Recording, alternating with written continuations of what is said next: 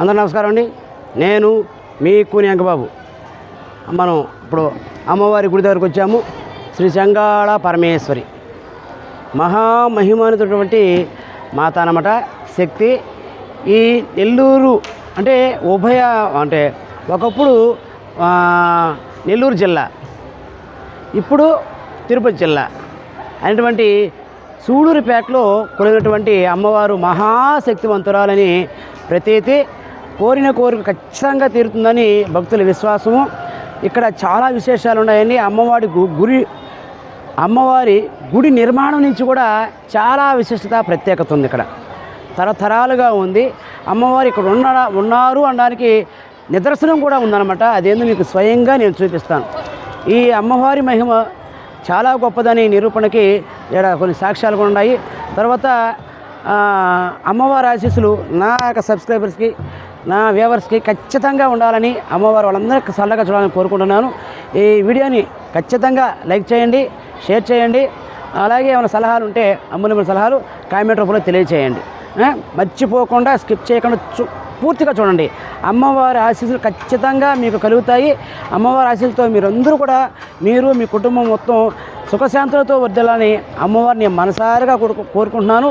అమ్మవారి ఆశీస్సులతో మనం వీడియోలోకి వెళ్దాము. ఖచ్చితంగా స్కిప్ చేయకుండా చూడండి. వీడియోలోకి వెళ్ళిపోతాం.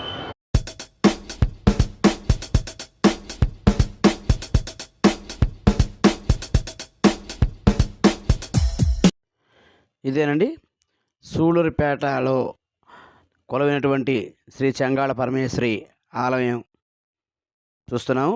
బయట నుంచి మనం ఇప్పుడు Calcutta Chennai highway, national highway 16 అన్నమాట. ఒకప్పుడు నెంబర్ 5గా ఉండేది.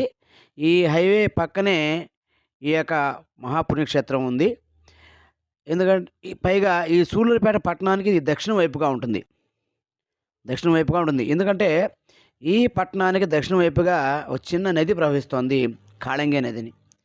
ఆ నదికి ఈ యొక్క ఆలయానికి ఒక అనుబంధమైనటువంటి ఒక చరిత్ర ఉందన్నమాట.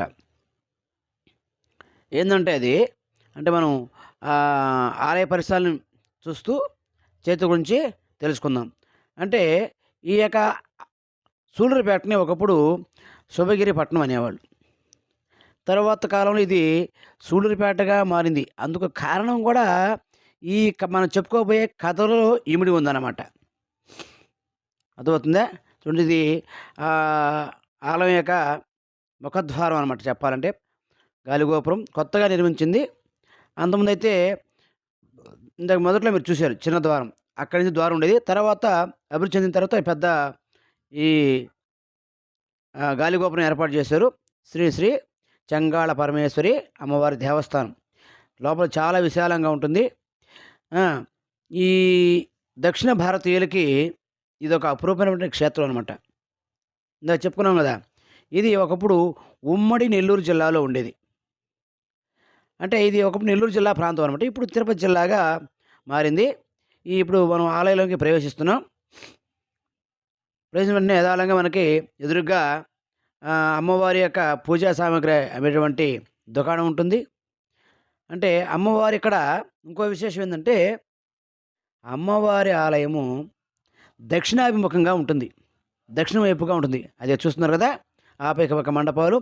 ఆలయం ఎలా ఉంటుంది, ఎందుకు ఈ కారణం అంటే ఇందుకు సంబంధించి గొప్ప కథ ఉంది. అదేంటంటే ఈ ఆలయానికి దక్షిణం వైపు కాళంగి నది ఉంది. ఇందా చెప్పుకున్న నది ఉందని, అందులో అమ్మవారు దొరికారు. ఎలా అంటే ఒకప్పుడు పశువుల కాపర్లు ఈ ప్రాంతాన్ని మేపుకుంటూ వచ్చి ఆ కాళంగి నదిలో స్నానం చేస్తున్నారట ఒక నలుగురు.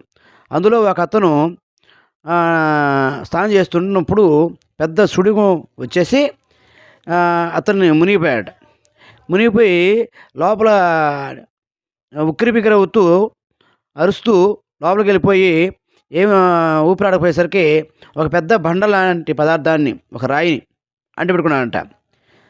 అయితే ఎప్పుడైతే అలా ఆ బండను అంటిపెట్టుకున్నాడో ఒక్కసారిగా ఆ బండతో పాటు ఇతను కూడా ఒకేసారిగా ఒడ్డు మీదకి విసిరేయబడ్డారంట. మిగతా వాళ్ళు ఆశ్చర్యపోయారు. ఏంది ఏంది అని పోయి వెళ్ళి చూస్తే అప్పుడు పెద్ద అక్కడ స్త్రీమూర్తి ఆకారంలో ఉన్నటువంటి ఆ, రాయి కనిపించింది. పక్కనే పిల్ల ఎత్తును ఎవరైతే పడ్డాడో అతను తర్వాత స్పృహ వచ్చి చూసి అడిగితే నేను ఒక బండ పట్టుకున్నాను అన్న, నా ప్రాణం నిలిచింది అని చెప్పారంట. తీరా చూస్తే అమ్మవారు విగ్రహం.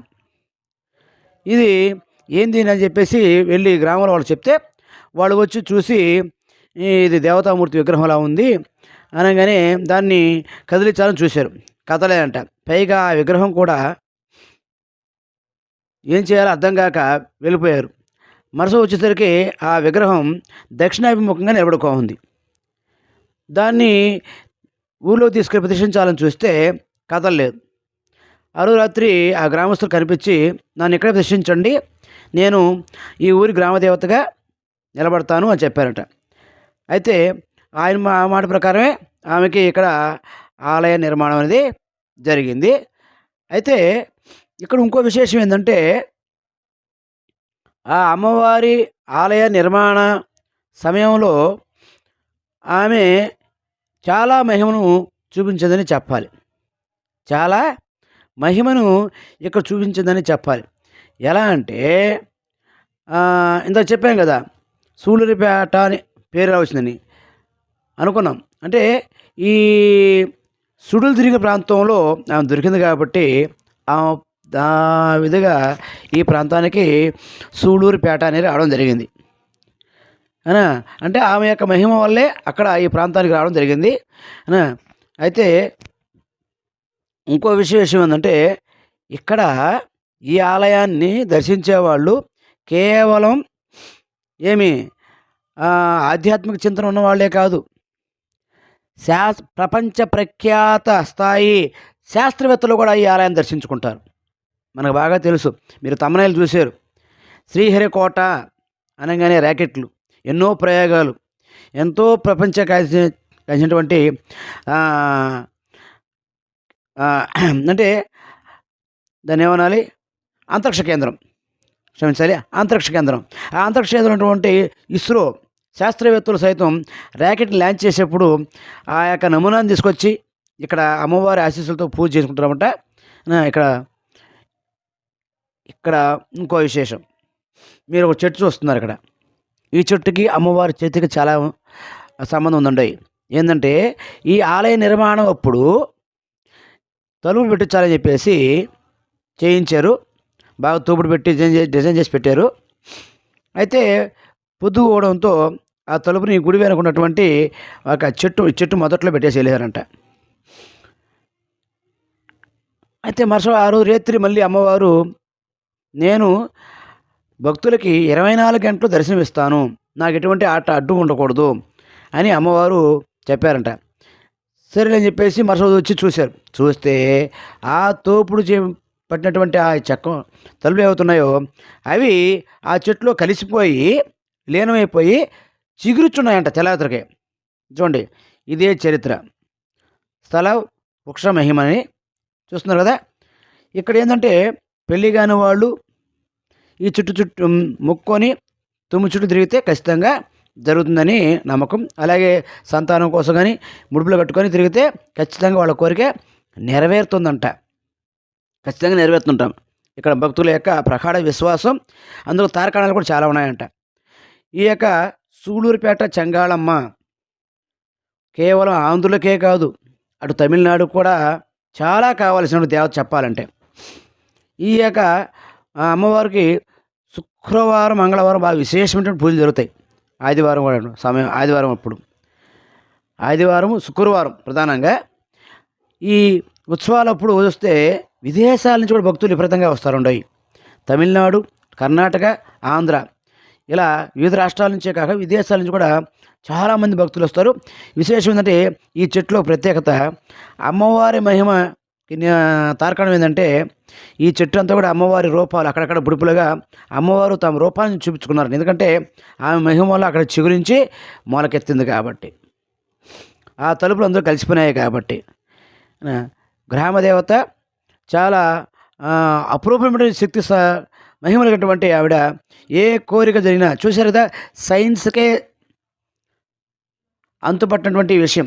అందుకని ఎలా అంటే శాస్త్రవేత్తలే వచ్చి అమ్మవారి ఆశీస్సులు తీసుకొని ర్యాకెట్ లాంచింగ్ చేస్తున్నారంటే వాస్తవానికి భక్తికి సైన్స్కి చాలా వ్యతిరేకంగా పెద్ద దూరం చెప్తారు. దేవుళ్ళే అనేవాళ్ళు కూడా శాస్త్రవేత్త, ఇస్రో శాస్త్రవేత్తలు కూడా అమ్మవారి ఆశీస్సులతో ర్యాకెట్ లాంచ్ చేస్తేనే అంత గొప్ప విషయం. చూడండి, ఇప్పుడు మనం చూస్తుంది గుడి వెనక వైపు నుంచి ఉత్సవాలప్పుడు ప్రవేశ ద్వారం అనమాట. పైన కుమారస్వామి, సుబ్రహ్మణ్య స్వామి కనిపిస్తున్నారు కదా, ఇక్కడి నుంచి ప్రవేశిస్తారన్నమాట. ఇవి చెంగాళమ్మ చరిత్ర యొక్క గురించి సంక్షిప్తమైన సమాచారం. ఇటువంటి మంచి వీడియోస్ మరోసారి కలుసుకుంటాం. కృతజ్ఞతలు. అంతవరకే బాయ్ బాయ్.